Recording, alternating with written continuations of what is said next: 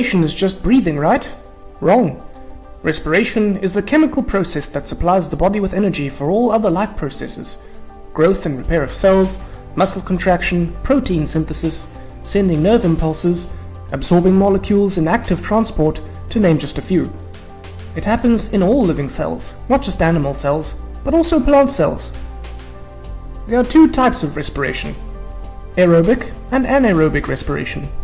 Aerobic means with air, and so needs oxygen, whereas anaerobic respiration doesn't need oxygen.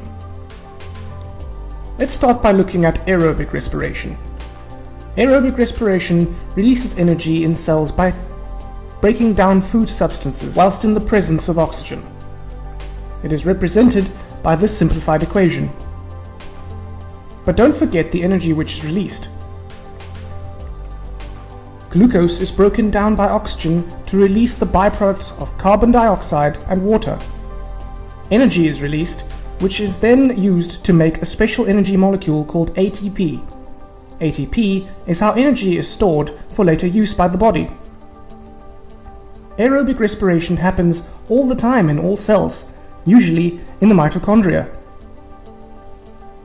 Animals get the oxygen needed from the air through their ventilation systems. Plants get their oxygen from the air through the stomata. Do you remember how photosynthesis works? Compare these two equations. You can hopefully see that aerobic respiration works in the opposite way to photosynthesis. Plants produce their food by photosynthesis and then through respiration release energy from it. But don't be confused. Whilst plants do release oxygen as a byproduct of photosynthesis, they don't necessarily take in this oxygen for respiration. They just take in any oxygen from the air. Plants respire throughout the day and night, as do animals, but they only photosynthesize during the day, when there is light available. So this is how aerobic, or with air, respiration works. You just need to remember that glucose is broken down in the presence of oxygen to release carbon dioxide, water, and energy.